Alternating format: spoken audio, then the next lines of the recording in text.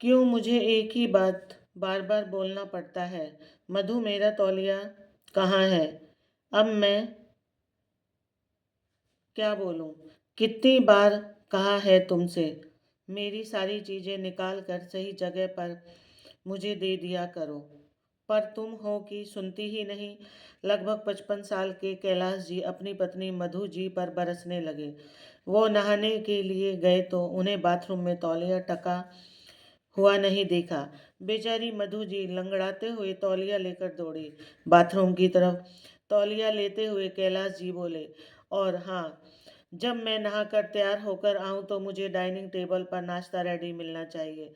पता है कितनी बार तुम्हारे कारण मैं लेट हो जाता हूँ ऑफिस में। कैलाश जी बड़बड़ाते हुए बाथरूम में घुस गए। मधु जी ने भी रसोई में जाते हुए आवाज लगाई, सब कुछ तैयार है, आप आ जाओ, गर्मा गर्म परांठे सेक देती हूँ। मधु जी का ये हर रोज का रूटीन था। जब तक पति ऑफिस ना चले जाते तब तक चक्कर गिनी बनी रहती थी। उनकी सास ने हमेशा उन पर दबाव बनाया कि पति की सेवा ही स्त्री का धर्म है।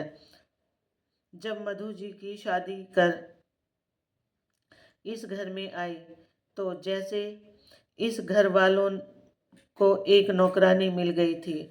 हमेशा ही ननंद, देवर, सास, ससुर और पति की सेवा ही अपना धर्म बना लिया था मधु जी ने। लेकिन पति कैलाश जी को तनिक भी कद्र नहीं थी अपनी पत्नी की। सुबह शाम जब भी वो खाना खाने बैठते तो 10 चक्कर कटवाते थे मधु जी के, जबकि उन्हें अच्छे से पता था कि मधु जी के पैर की एक नस ब्लॉक है, वो सही से चल भी नहीं पाती। लेकिन फिर भी अपने पति की भाग भाग कर सभी ज़रूरतें पूरी करती थी। तभी मधु जी का बेटा प्रवीण ऑफिस के लिए तैयार होते हुए कमरे से ही अपनी पत्नी को आवाज़ लगाया, चंचल, जरा मेरा कॉर्नफ्लेक्स बना देना। मधु जी ने बहू चंचल की तरफ देखा जो सबके लंच पैक कर रही थी, लेकिन उसने परवीन की बात को अनसुना कर दिया। जब बहू ने अनसुना कर दिया तो मधु जी बोली, चंचल बेटा, परवीन तुम्हें बुला रहा है। देखो, मैंने और काम का बोझ तुम पे नहीं डाला। परवीन तुम्हारा पति है, कम से कम उसका तो छोटा मोटा काम कर दिया करो। मम्मी जी, मैंने दूध और कॉर्नफ्लेक्स टेबल पर रख दिया है। वो छोटे बच्चे नहीं हैं जो मैं उन्हें बाउल में डाल कर भी दूं। और हाँ मम्मी जी, अगर मैं ऐसे छोटी छोटी ज़रूरतों के लिए प्रवीण के आगे पीछे भागती रही तो ऑफिस के लिए मुझे देर हो जाएगी। मधु जी बोली, बेटा, वैसे तो हमने तुम्हें पूरी आज़ादी दे रखे है, पर पति की सेवा तो तुम्हारा धर्म। कुछ और मधु जी कहती उससे पहले ही चंचल बोल उठी, माफ करना मम्मी जी, पति की सेवा क्या है? क्या सारा धर्म पत्नी ही करेगी? कभी पति भी तो ऐसा धर्म करे, कभी वो भी तो पत्नी को रिलैक्स करवाए। क्या सारा जीवन आपकी तरह पति की सेवा में भाग दौड़ करते बीत जाएगा? और माफ़ करना मम्मी जी, जितना आप करती हैं पापा जी के लिए, उसका 1% भी पापा जी आपके लिए करते हैं क्या?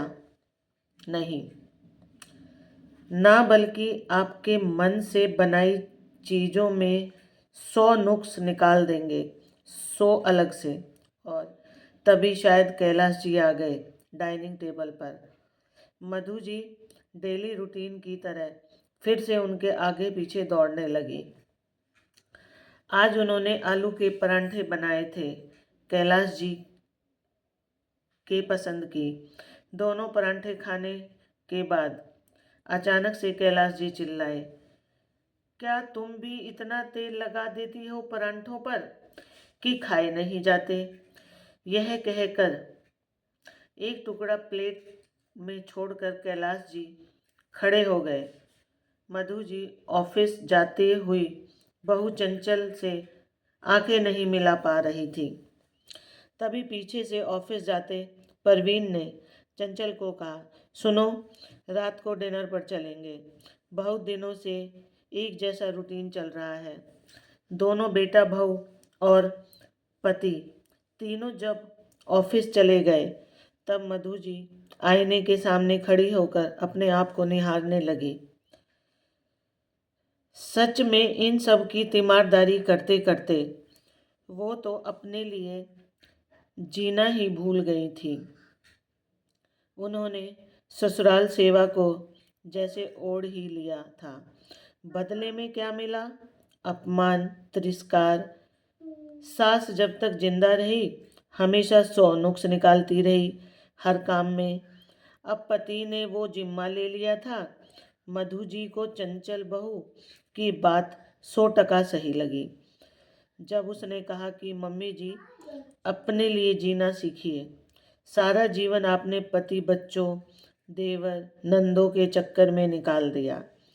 आप अपनी उम्र से ज़्यादा बूढ़ी लगने लगी हैं। वास्तव में जब मधु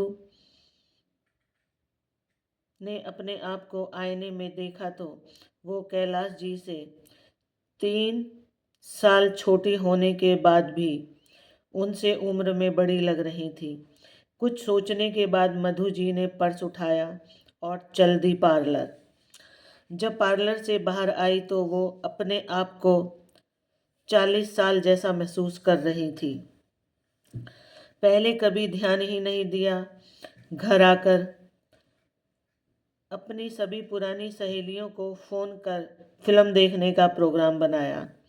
सहेलियां भी सरप्राइज थी कि वो आज तक घर की दहलीज नहीं पार कर रही थी। आज अचानक से फिल्म देखने का प्लान बना लिया। खैर, देर आए दुरुस्त आए। फिल्म देखने का समय 6 से 9 बजे का था। 5:30 पर जब कैलाश जी घर पहुंचे तो चाय की प्याली मेज पर ना पाकर आग बबूला हो गए लगे और जोर से चिल्लाए, मेरी चाय कहाँ है? तुम्हें जरा भी शर्म नहीं आती? मैं थका हारा घर आया हूँ, एक गर्मा गर्म चाय की प्याली ही बना दूँ। उनकी आवाज़ सुनकर मधु जी हल्के आसमानी रंग की जरी के बॉर्डर वाली साड़ी पहनकर पर्स हाथ में लेकर बाहर निकली। उनका ये रूप देखकर कैलाश जी हक्के बक्के रह गए। आज तो बड़ी ही सुंदर लग रही थी मधु जी, लेकिन फिर भी एक मर्द का अहम आगे आ गया। तुम ये सच समझ कर कहाँ चली? तुम्हें पता नहीं मैं ऑफिस से आने वाला हूँ? अभी तक चाय नहीं मिली और रात का खाना कब बनेगा? आपके लिए खाना कैसरोल में रख दिया है, जब मन करे खा लेना। और बहू बेटा बाहर जा ही रहे हैं डिनर पर। मधु जी बाल संवारते हुए बोली। कैलाश जी तमा उठे। तुम्हें पता होना चाहिए कि मैं पैसे कमा कर लाता हूँ, तब तुम खर्च कर पाती हो। आज तो मधु जी भी कमर कस कर बैठी थी। बोली, क्या हुआ? तुम कमा कर लाते हो तो मैं भी अपनी सूझबूझ से इस ईंट पत्थर के मकान को घर बनाती हूँ। आज कैलाश जी के कोई ताने, कोई तर्क मधु जी पर काम नहीं कर रहे थे। वो उठे और बोले, मैं क्या पागल हूँ जो घर रहूँगा? चलो मैं दिखा कर लाता हूँ तुम्हें फिल्म, और डिनर भी हम दोनों बाहर करेंगे। मधु जी आज पहली बार पति के साथ डिनर डेट पर जा रही थी और मन ही मन बहू चंचल को धन्यवाद दे रही थी कि उनकी बहू ने उन्हें आत्मसम्मान से जीना सिखा दिया।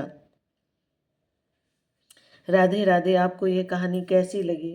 कहानी अच्छी लगी तो चैनल को लाइक, शेयर, सब्सक्राइब करें। धन्यवाद।